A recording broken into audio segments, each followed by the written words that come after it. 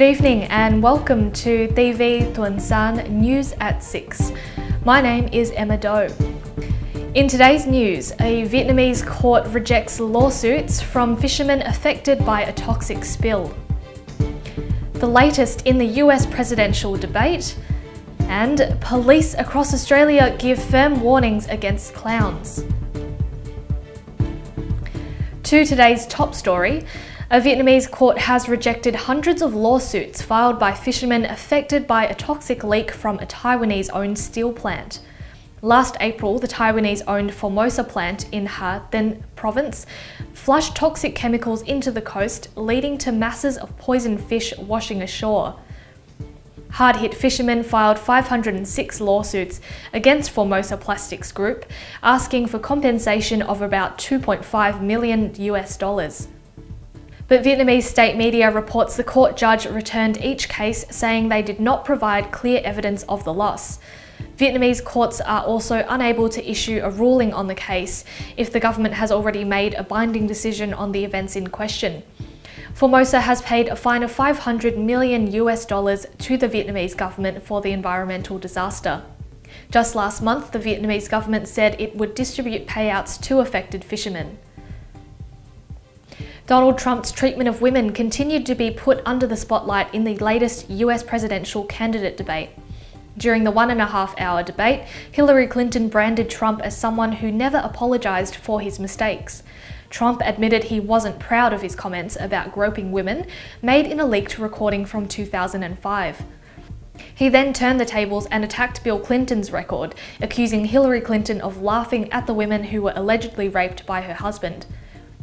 In a news conference before the debate, Trump appeared with a number of women who have accused Bill Clinton of rape and unwanted sexual advances.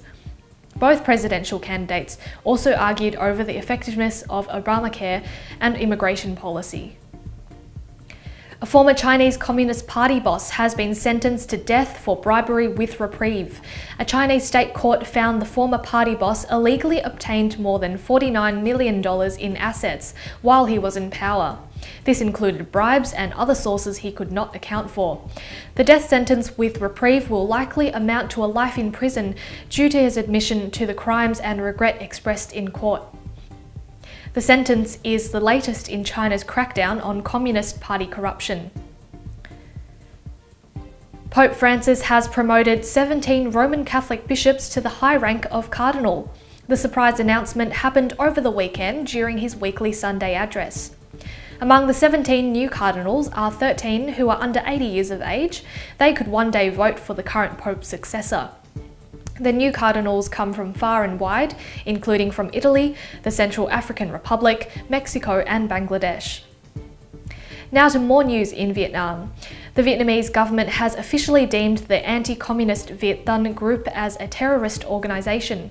The Californian-based Viet Thanh, also known as the Vietnamese Reform Party, was formed in 1982 by an admiral in the former United States-backed South Vietnamese government.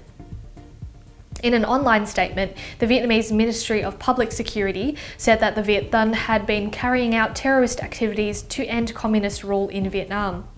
Those accusations included sending armed members to Vietnam to carry out terrorist activities, to continual involvement in stirring up anti-government protests and unrest in Vietnam. The US government has said there was no evidence to support the claim of terrorism, while the Viet Thanh maintain it is a non-violent organisation. A 40-year-old man has been arrested in China after allegedly taking a 12-year-old Vietnamese girl to a hospital for a checkup. Various media outlets report that the man initially acclaimed the youngster to be his wife, saying she needed a standard test to make sure her unborn child was healthy. It's believed the pair were accompanied at the hospital in East China's Jiangsu province by another woman claiming to be the girl's mother-in-law. Medics immediately called the police when the two adults said the girl was 20 years old. On Friday, a state-run news agency, ECNS, cited local police as saying they have also detained the woman for abducting the Vietnamese girl. China has a history of purchasing Vietnamese brides from across the country's southern border. Back to news in Australia. Mining magnate Gina Rinehart and a Chinese developer have made a $365 million offer to buy the Kidman cattle empire. The joint bid between Reinhardt and the real estate powerhouse Shanghai Cred still requires Chinese government approval and must pass Australia's foreign investment review process. But if successful, Reinhardt will own 2/3 of the stake, while Shanghai Cred will have the remaining third. The Kidman Empire includes cattle stations, breeding farms and a feedlot across Western Australia, South Australia, the Northern Territory and parts of Queensland. Just months ago, Federal Treasurer Scott Morrison knocked back a $371 million bid by the Chinese-based Dakan company for the same holding. Meanwhile, police are warning against clowns after a number of prank attacks across the country. Over the weekend, two 12-year-old girls in Adelaide were terrorised by a clown who approached them and tried to steal their phone. A similar incident happened in Perth on Saturday night, where a 19-year-old man in a clown suit chased a group of girls for about 700 metres to a police station. Although it's not a crime to be dressed in a clown suit, police say clowns who engage in threatening behaviour and criminal activity will be investigated. The clown craze began in the US state of South Carolina, where there were reports of clowns trying to lure children into the woods. A 5-day inquest into the death of cricketer Phillip Hughes has begun in Sydney today. Hughes died 2 days after he was struck on the side of the neck by a cricket ball during a match at the Sydney Cricket Ground in November 2014. The inquest is expected to examine issues ranging from emergency response times, media coverage of the tragedy, and safety risks in cricket. A Vietnamese man has reportedly brandished a fruit knife to ward off 2 thieves at his convenience store in Sydney's southwestern suburb of Cabramatta. According to 9 News, the 2 men entered Alan Thor's shop shortly after 7:30 p.m. on Saturday.